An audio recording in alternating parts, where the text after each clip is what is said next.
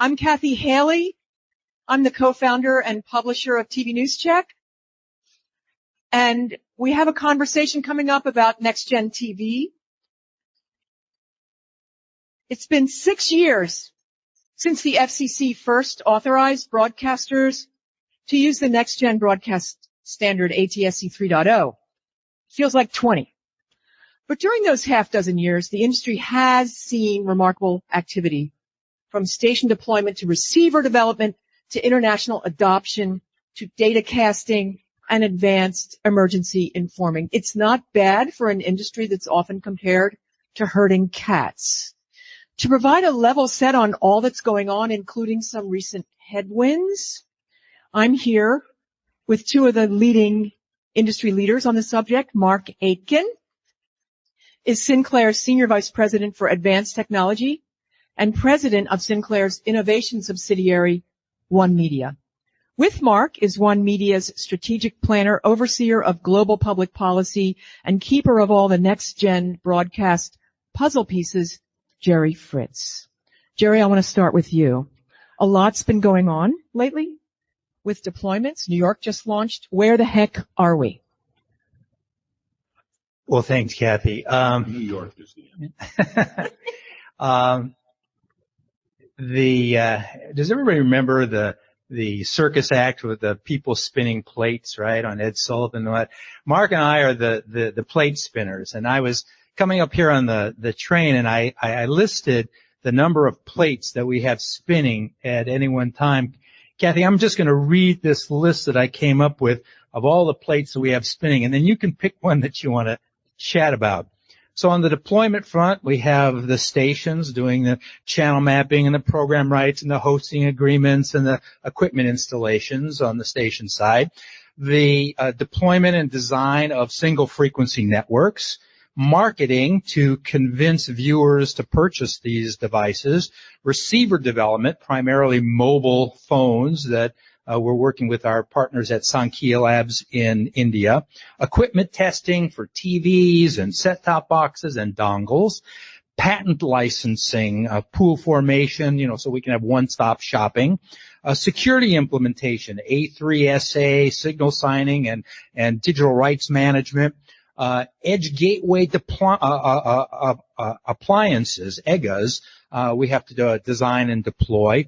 On the international scene, we're working with ATSC at PT6 on involvement in India and Brazil and the Western Hemisphere. ITU recommendations at the International Telecommunications Union with reports and the rapporteur group that we're managing. Program rights templates. That's just on the deployment side. Then we get to datacasting, spectrum aggregation, and infrastructure system design, use case demonstration for electronic vehicles and automotive and radio and data and video offload, augmented GPS, what Chris Ripley showed this morning, advanced emergency information with artificial intelligence. On the core platform, we're working on design and building standards development at ATSC itself, at 3GPP, and the Indian version of ATSC, TSDSI. Broadcast market exchange development, and something we call DDAS, data delivery as a service. We're working on that. On the video side, video enhancements with our broadcast application, high dynamic range, hyperlocalization and personalization, programming and advertising. And then, of course, there's government oversight. So we're working with the Future of Television Initiative, managed by the NAB with the blessing of the Federal Communications Commission. A further notice of proposed rulemaking on multicasting and patents, another NPRM on emergency alternatives, spectrum protection. So those are the spinning plates that we have in front of us right now. So, Kathy, that's a lot of spinning plates. Pick one. Okay, we're going to go to a lot of them, Jerry. But I want to ask first about international progress, because it's related to domestic progress. Can you talk about that, Mark? Well, ATSC is making great international progress. We sort of set a lot of things in motion by bringing ATSC into ITU as a recognized second-generation digital product. And that's sort of the place the countries go when they take their next steps, either moving from analog to digital, and there are a lot of countries that are still analog, or considering a second generation digital transformation. Examples of that are Brazil, which are in their final steps of making a determination. That sort of cross-links with another issue of 5G broadcast. And, Chris had mentioned in an earlier session, why would we take a step backwards with an inferior technology? And the Brazilians have labeled 5G broadcast as inferior, have thoroughly dismissed it in their own deliberative process, and are focusing upon ATSC3 and an advanced Japanese technology that's never been deployed. India is headlong into TSDSI, which is their standards organization, feeds into 3GPP. They've brought ATSC3 in as a TSDSI standard. It's in the process now of being codified as the national standard in India for direct-to-mobile devices.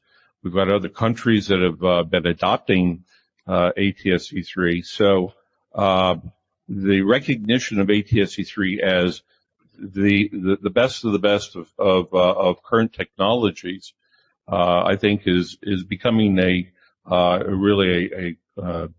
global phenomenon. ATSC is trying to respond. By the way, if you've got spare time, we can use your help as an organization, because we've got, for example, committees being set up for the Caribbean, which is extremely active around this notion. And all of these, in many ways, are uniquely different in their use of terrestrial broadcast spectrum. But the common fight is to inform populations, educate populations, and provide reliable coverage for all kinds of digital good. So do phones in India have an ATSC3, or what? They have a different standard chip in them? So no. Outside of the evaluation phones that we've manufactured and have been sort of the centerpiece of moving that agenda forward in India, it's a 4G phone with a broadcast ATSC3 chip in it. There are no terrestrial broadcast phones today, although the fundamental designs are now done. And the reason for India, which has been a 6-year push on our part to move forward, is the thinking is pretty simple.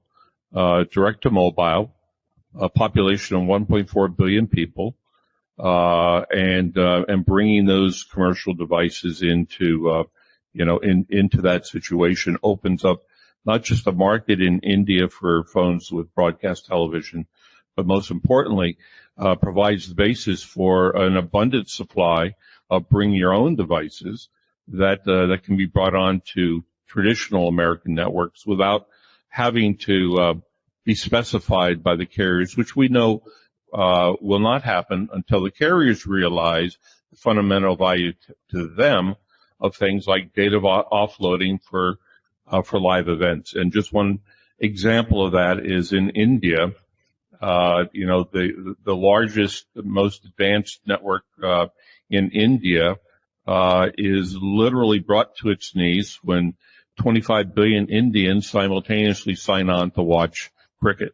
So, the ability to offload and some of the other areas that we'll talk about in a bit really are driving understanding across, again, multiple uses in multiple nations, but all with a common technology. And is India strong enough, big enough to convince the phone manufacturers to put an ATSC 3.0 chip in the phones for the whole world?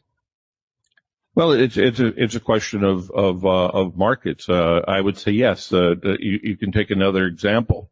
The Indians have their own GPS system, and they brought it to ITU, and they had to put up a fight at ITU, and then they brought it to the local marketplace, And one of the largest manufacturers said, no, we're not going to put it in our phones. Go elsewhere. Well, the government turned around and said, no, it's our standard. You will either have it in your phone or you won't sell your phones here. So the market power it gets reinforced by the government's understanding of the essential needs that are provided by technology.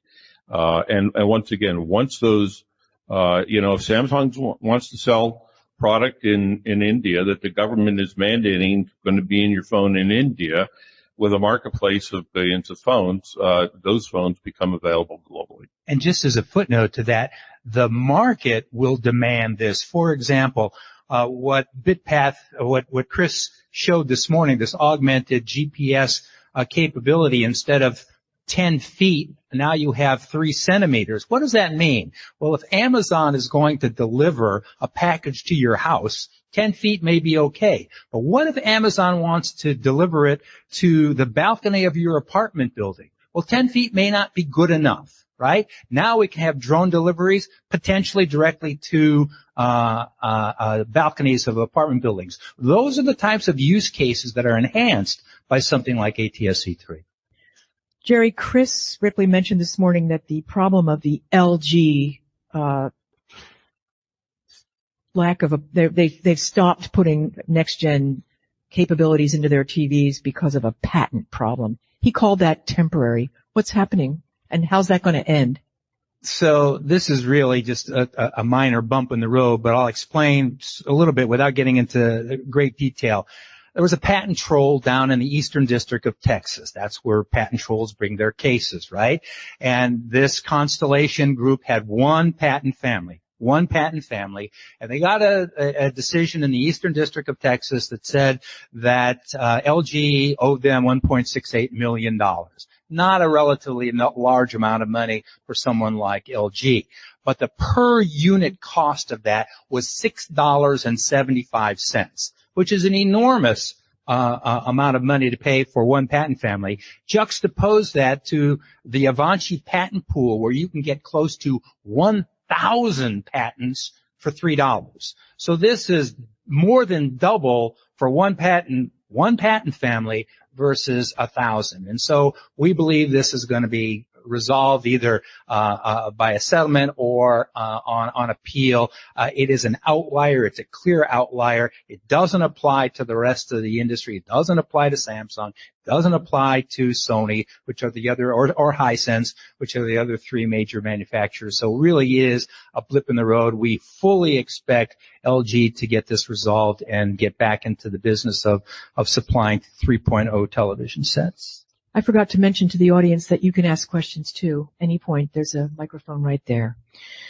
Jerry, what about the consumers who are angry with digital rights management security making their receiver equipment unusable? So this is another one of the hair on fire stories that's out there.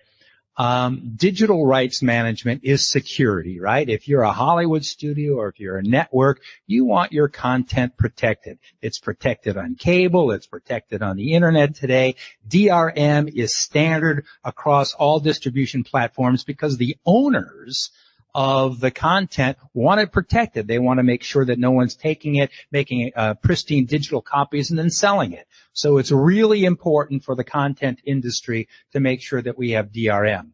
DRM in 3.0 is coming online. DRM uses something called Widevine. It is a particular DRM capability. One dongle set-top manufacturer did not have the correct Widevine DRM built into its early sets. They're doing upgrades on that now. The rest of the industry is upgrading their DRM, so we believe this is a very minor piece. 10 million sets will be available at the end of this year. Another 100,000 set-top boxes and or dongles are out there, all of which are DRM compliant. So this is a very small number of set-top boxes that aren't compliant, that are in the process of getting upgraded. So we really believe this is a very small sort of offshoot to that will get resolved. And by the way, just for reference, if you don't know Widevine, it's good enough for Netflix, so it ought to be good enough for us. Yes? Yeah, Monty Taylor, Com Daily. During all of these bumps in the road, the FCC's Future of TV initiative has been going on. It's kind of a closed process. We don't know how it's going in there. Can you tell us how it's going in there? Is that process reacting to any of these I don't want to say scandals, but these incidents that some of which touch on the things that Chairwoman Rosenworcel brought up when she formed that initiative? Is that body reacting to this? How is that going? So, great question, Monty. Let me back up by just giving a little context of what Future of Television Initiative is all about. ATSC3 is not a backward compatible standard, right? Unlike the move from analog to digital, where the FCC, where the government gave us a second channel and had us simulcast analog and digital programming for 11 years, and it was mandatory. This is totally different. This is not a backward compatible standard, but there is no second channel. Not only is it no second channel, it's a voluntary standard, and so the commission says we have to share capacity. We broadcasters need, and because we have to do this simulcasting, most of the capacity of ATSC3 is being eaten up by carriage of other television stations. We need to get past that. We need to get rid of simulcasting. We need to eliminate 1.0. In order to do that, we have to get accelerated deployment of ATSC3. We went to the FCC and the chairwoman said, yes, we agree. We're going to help you come up with ideas on how to accelerate the deployment of ATSC3. NAB is running this Future of Television initiative, and it's a very complex process. All of the players in the industry are part of this, not just broadcasters. It's public interest folks. It's the cable folks. It's the programmers. Everybody is involved. It's so complex that the NAB has actually split it into 3 separate working groups. Everybody's involved. We've identified issues, and we're trying to figure out ways, long-term ways to accelerate this.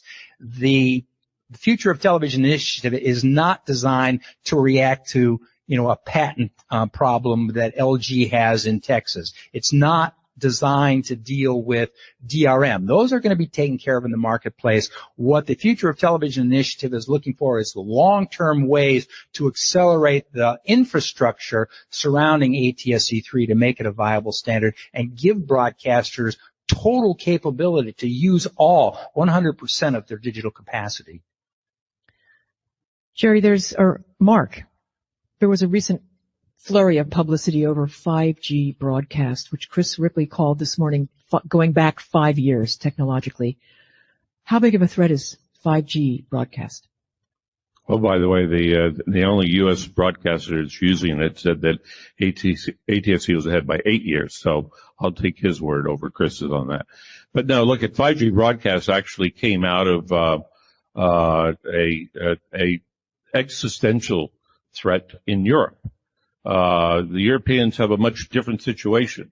They still have all of their spectrum up through 700 megahertz that has already been ripped out of the hands of broadcasters here by international mobile telephone, IMT. It's the ITU term for it. So they devised a way that to stay relevant and to put content into the hands of consumers, they needed a mobile platform.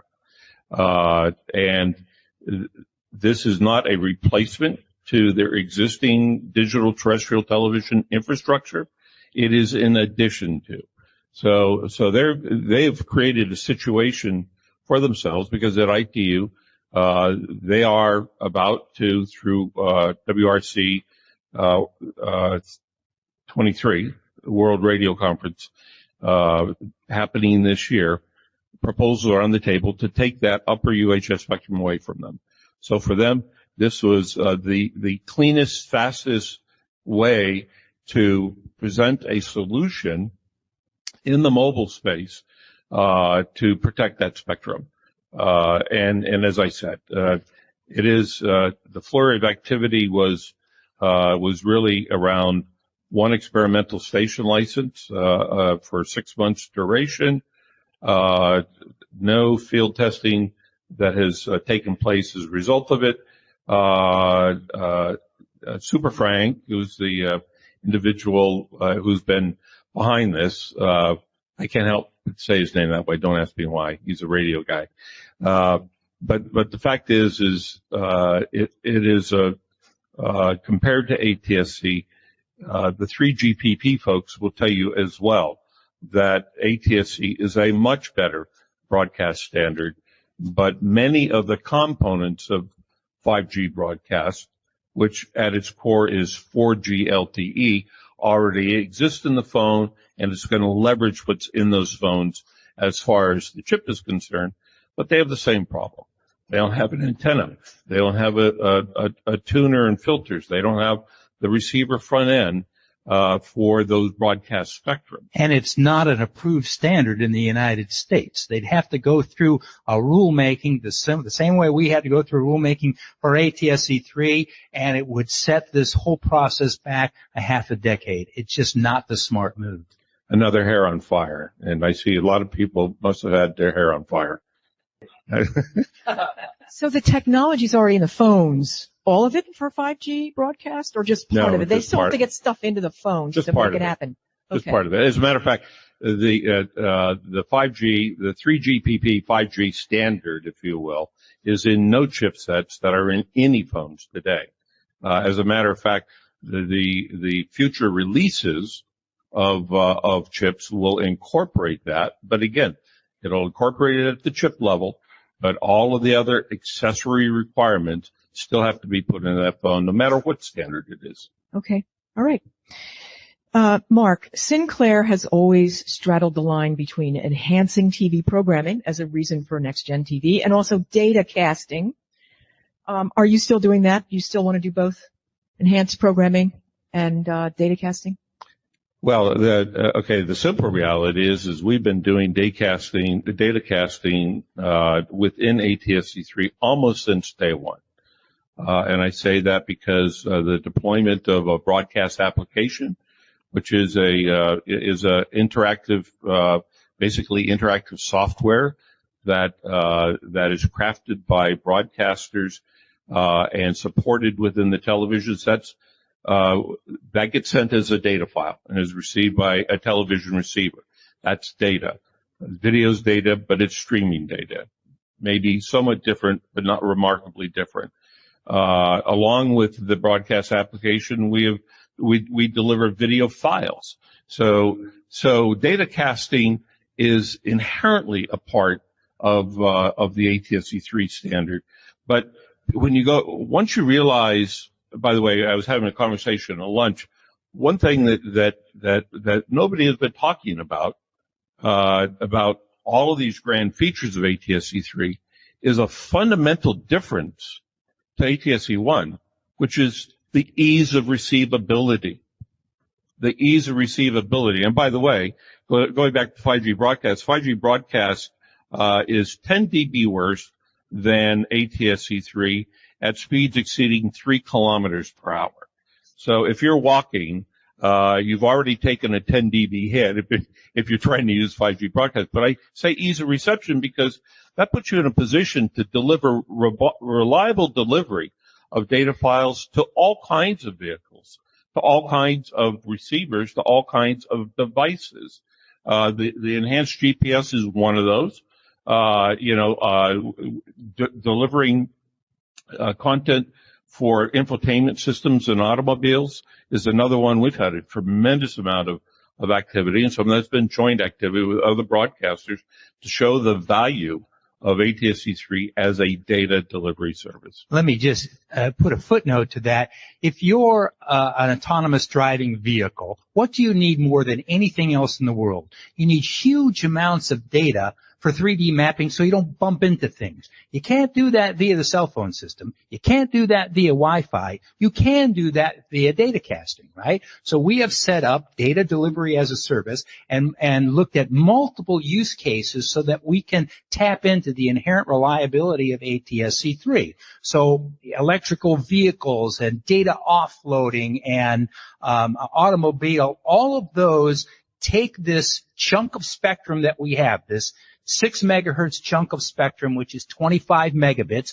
You only need about 4 of those megabits to do video. So what are you going to do with the other 21 megabits? Well, you're going to do other video and data services. The real upside for broadcasting in ATSC3 is the data delivery as a service, to make money using refarming our spectrum to do other things in addition to what we're licensed to do, which is television. And by the way, it's not just Sinclair, because ATSC has the groundwork underway for the development of standardization of the network level core network deployment requirements that other manufacturers can build to, broadcasters can integrate into. So there is fundamental standards work underway being supported by broadcasters and by other telecommunications providers under the umbrella of ATSC. And it's not just Sinclair, it's Scripps, it's Nexstar, it's other people that are using that inherent data capacity to move forward. You mentioned core network, and you talked about that at NAB. Sinclair announced a build out of a core network for a data delivery service. What's happened since you announced that? Well, a lot has happened. Again, taking the lead from the activities within ATSC and actually driving some of that activity. We're on sort of a core network 2, if you will. As I said, we've been distributing data from day one. Core network 2, my label, nobody else's, is really about fitting the broadcast core network into the same framework as 5G and 4G providers of telephone services. And you have a number of companies. We've been working with Sankya Labs, with Tata, and with Castled Era, which is a joint venture with SK Telecom on that front.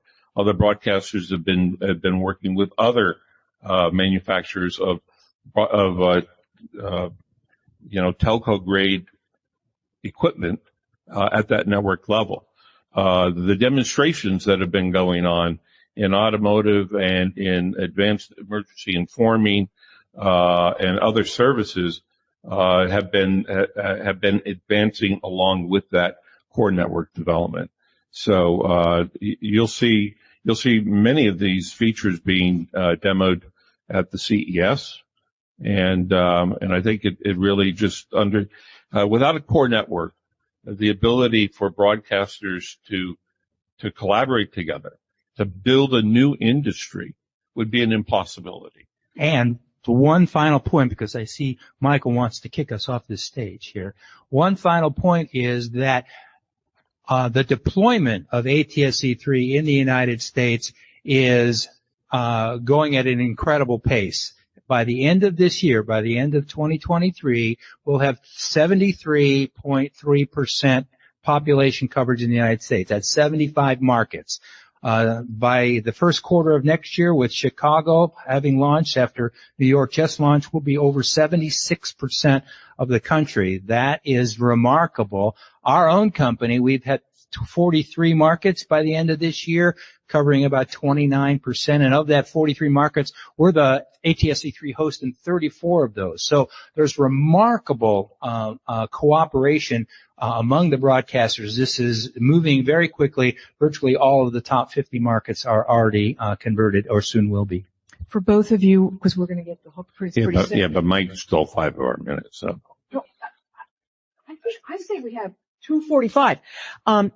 What are the 3 most important things that broadcasters can do in 2024 to move faster on ATSC 3.0? We need to move the government to accelerate the deployment and get rid of simulcasting. Simulcasting, remember I said that there's this 25 megabits there. We only need 4 megabits. We can't access the rest of those 21 megabits because we're using them for other video services. We have to host, for simulcast purposes, other television stations.